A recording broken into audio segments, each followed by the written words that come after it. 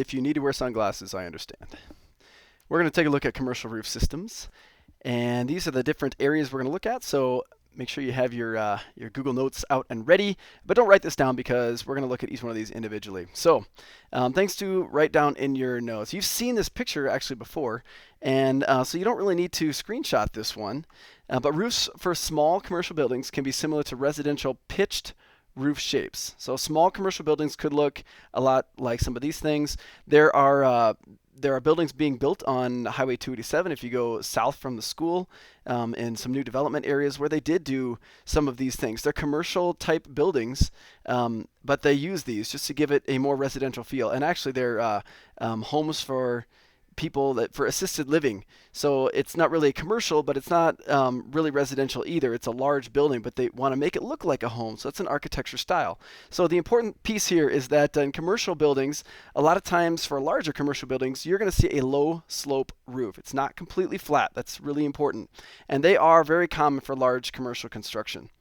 So a typical pitched roof will have a roof covering, an underlayment, this piece here, then the decking. And the decking would be like a plywood sheathing of some kind, and then your roof framing. This is like a 2x6 or maybe a 2x4. A piece of your truss that's coming down.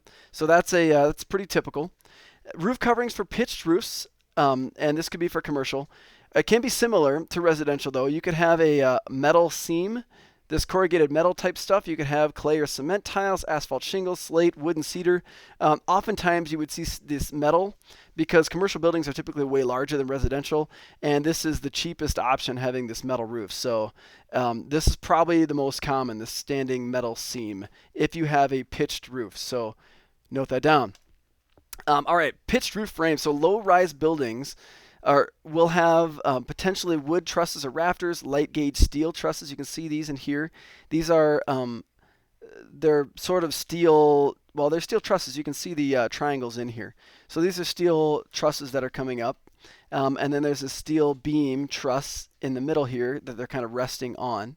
So those are some options, and they're called open web steel joists.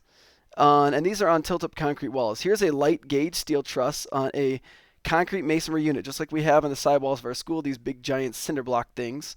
So that's what CMU stands for. And they're resting on that load-bearing wall. If you think about our site visits, then we saw some of these giant beams that were resting on the walls. And then this is one of those giant beams, and it supports these steel trusses. You can see these are those triangular trusses. If you look carefully at that, it kind of comes up like that.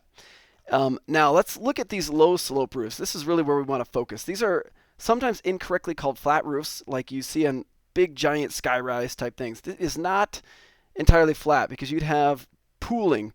So it has a small slope to provide roof drainage and prevent ponding or pooling of water. That'd be really bad. It has to be highly resistant to water infiltration because you're probably going to have some dips in here where standing water may sit. And you want to make sure that it doesn't soak in. So here's how they fix that. So here's a typical low slope roof. This would be a great screenshot. You have surfacing on the top. I don't really like how the orders are on this slide, but surfacing on the top, and we'll talk about surfacing in a minute. Then you have a reinforcing layer, which is also weatherproofing, this weatherproofing layer here. That's this red one. Then you have insulation, and that's this little pink stuff here. After that, or underneath that, is the roof decking, and that goes right on the roof framing. So I guess maybe we should have started from the bottom up, but you have your framing, then your decking, you insulate, you reinforce and weatherproof, and then you surface. So let's take a look at three different options for this. One is a built-up roof, and they use tar and gravel. If you go to the library upstairs, and do it today. Go to the library upstairs. You're going to see that it has gravel on here. If you were to scrape some of that off, and you may see areas where it is scraped off, you're going to see that it's kind of this black layer underneath. It's tarred on there, so it keeps the rocks from blowing off. But then there's alternate layers of asphalt and reinforcing fabric. And this is called an aggregate surfacing or rock surfacing.